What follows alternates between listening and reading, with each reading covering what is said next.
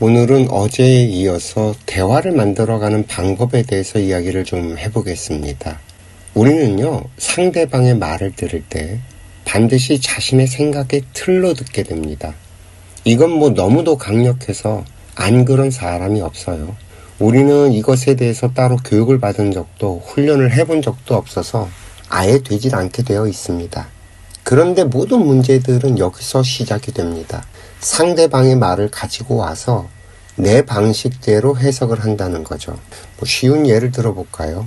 자식이 학교에서 돌아옵니다. 엄마는 반가운 마음에 아이에게 인사를 합니다. 그런데 아이의 표정이 밝아 보이지 않아요. 엄마는 걱정된 마음에 묻겠죠. 그런데 이 아이가 대답을 하지 않습니다. 별일 없다고만 하죠. 이런 상황이 좀 상상이 되세요? 이럴 때 여러분은 어떻게 하시겠어요? 정말 엄마의 머릿속은 오만 상상을 다 합니다. 행여 무슨 사고라도 치지 않았는지 싶어지면 아들을 닥달하기까지 할 겁니다. 그런데 여기에서 어떻게 하는 게 현명한 걸까요? 기다리는 겁니다.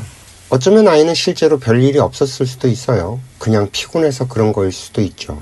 엄마가 요란 떠는 게 정말 이해가 되지 않고 짜증이 날 수도 있습니다. 엄마가 뭔 일이냐고 닥달이라도 하게 되면 같이 소리 지르고 화를 낼 수도 있겠죠. 아니, 아무 일도 없는데 왜 저 난리를 치는지 아이는 엄마를 이해할 수가 없을 겁니다. 그리고 또 어쩌면 평소에 엄마의 행동과 태도가 아이를 숨막히게 만들어 왔을지도 모릅니다. 나는 잘 모르겠지만 아이는 내가 불편했을 수도 있죠. 어찌됐든 아이가 편안하고 유쾌하게 자기 스스로 말을 할 수 있는 조건과 환경이 만들어지지 않아서 나에게 아무런 말도 안 하는 거라는 건 분명할 겁니다. 아무리 내성적인 사람도 조건과 환경이 되면요, 정말 재밌게 말을 합니다. 그냥 무턱대고 말을 안 하고 사는 사람이 이 세상에 단 한 사람도 없어요. 사람들 속에서 말을 해야 생존을 할 수 있는 환경에서 태어난 인간이 그 모든 법칙을 깨고 아무런 말도 안 한다? 그런 건 아예 존재하지를 않죠. 우리가 말을 안 할 땐 반드시 말을 하지 않는 이유가 있다는 겁니다. 그리고 그렇게 말을 하지 않는 것도 의사표현으로 일종의 말이 돼요. 다시 한번 상기해 보세요. 인간의 모든 행동은 영혼에서 만든 생각에 의해 만들어진다. 따라서 인간의 모든 행동은 말이자 표현이라는 것을요. 내가 입고 있는 옷도 상대들에게 나에 대한 정보를 전달합니다. 명품 옷을 걸치고 멋지게 커피숍에 앉아서 차를 마시는 일은 때로는 누군가에게 영감을 주기도 하지만 상대들에게 쏟아내는 나의 품이 없는 말과 행동에 상대들은 나를 사치와 허영에 찌든 인간으로 이해를 하기도 하거든요. 이것도 우리 인간이 상대방의 말을 자기 생각과 기준으로 바꿔서 해석을 하고 있다는 증거가 됩니다. 그럼 이게 잘못된 것이냐? 그렇지는 않아요. 말을 하는 사람이 듣는 사람이 이해가 되도록 말을 해야 한다는 우리들의 원칙이 있잖아요. 기억나세요? 상대방을 보고 있는 나는 내 생겨먹은 대로 작동을 하고 있기 때문에 그건 내 자유입니다. 이건 상대방도 역시 마찬가지라는 거죠. 단지 저는 여러분들이 이러한 원리가 작동하고 있다는 걸 알아야 한다는 거예요. 나도 상대도 각자의 얼굴 모양처럼 서로 다른 생각을 하고 있다는 것을 말입니다. 단지 문제는 내 앞에 상대방과 어떻게 관계를 만들어 갈 것인가 하는 거에 있는 거죠. 거기에서부터는 온전히 나의 몫이고 나의 실력에 달려 있으니까요. 따라서 상대방의 행동과 말이 이해가 되지 않을 때는 이 첫 번째 행동 요령은 기다리는 겁니다. 거의 모든 상황에 다 똑같이 적용이 될 수 있을 거예요, 이 원칙은. 왜냐하면 아직 나에게 정보가 완벽하게 들어오지 않았다는 걸 말하거든요. 인간이란 존재가 참 특이해요. 알면 처리를 합니다. 모르면 처리를 못하고 말이죠. 사실 굉장히 심플한 거죠. 정보가 완벽하게 다 들어오면 정말 기가 막히게 자동적으로 반응을 하거든요. 그러나 보통은 여기에서 온갖 생각과 상상을 다 합니다.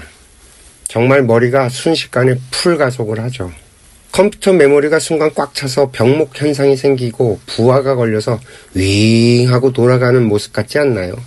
이럴 때 우리가 이런 모든 현상을 다 이해하고 알고 있게 되면 내가 아무리 머리를 돌려봐야 아무 의미 없다는 것을 깨닫기 때문에 잠자코 기다림을 선택하게 됩니다.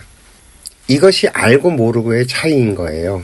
아무리 급하고 정말 당장 죽을 것 같고 해 보여도 정말 어처구니 없게도 자연은 그런 방식으로 운행을 하지 않습니다. 내가 잘 모르면 더 이상 나아가질 않고 기다려줘요. 정말 아무런 일이 일어나지 않아요. 결국 하늘은 나를 그런 상황에 몰아놓고 마치 내 근기를 시험하는 것 같거든요. 물론 이건 제 상상입니다. 하늘이 그러는지 안 그러는지 저는 잘 몰라요. 단지 돌아가는 상황을 이렇게 지켜보면 딱 그런 느낌이 든다는 거죠. 그래서 우리가 뭘 어떻게 해야 될지 잘 모를 땐 잔머리 굴리지 말고 기다리세요. 어떻게 그게 결론이 나든 내가 굳이 판단하고 선택할 문제가 아니라는 겁니다.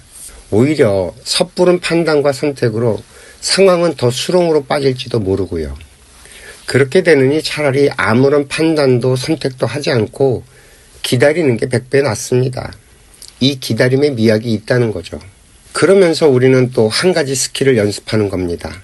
그 정보를 받아들이기만 하지 생각하고 판단하지 않는다는 거죠.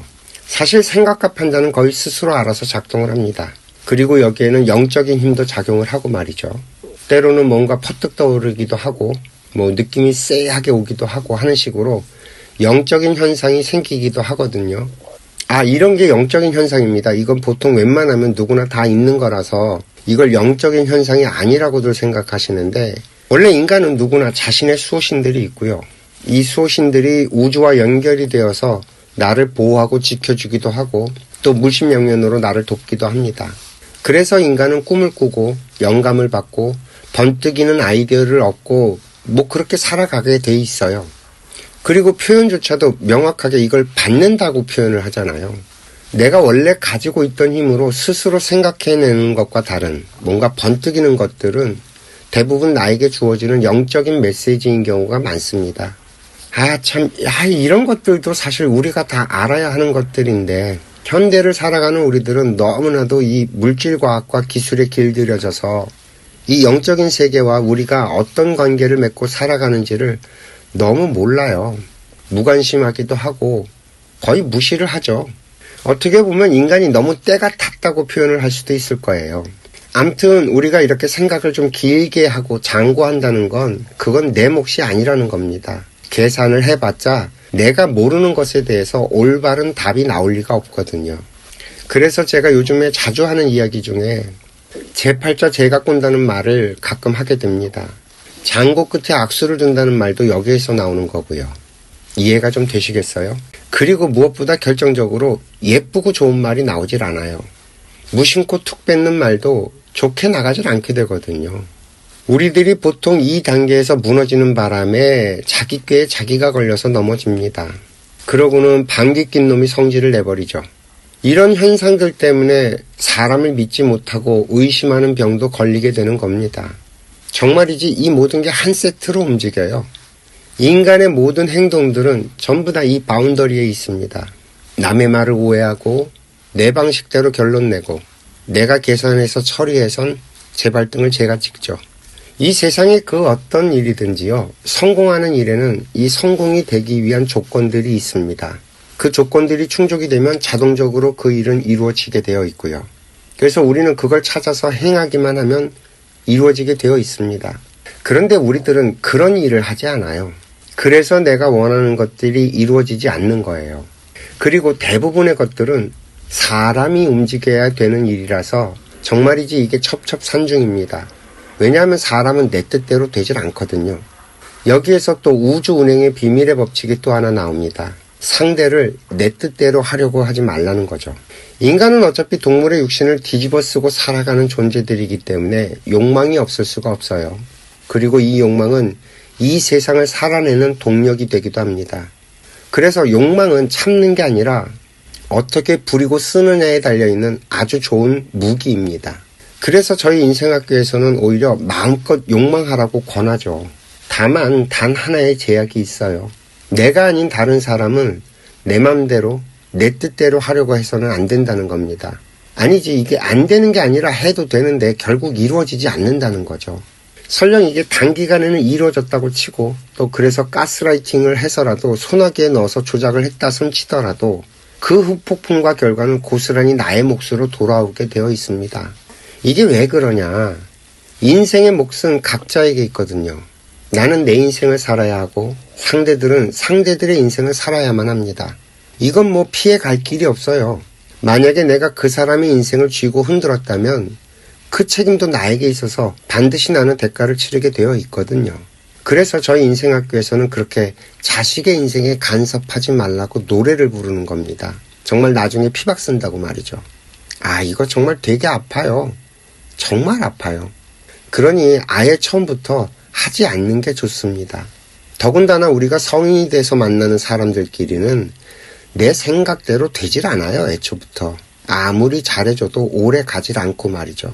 그러니까 제발 포기를 하고 사세요. 그건 상대를 위하는 게 아니라서 자연에서 철저하게 근수를 달아가면서 대가를 치르게 합니다. 이해가 되셨습니까? 우리 인간이 상대방을 위하는 길은 오직 단 하나입니다. 그저 상대방이 상대방의 인생을 잘 살 수 있도록 돕는 것. 이것만이 상대를 위하는 것이죠. 내일은 이 이야기를 좀 한번 해보겠습니다. 상대를 위하는 길. 오늘도 시청해 주셔서 감사하고요. 행복하세요.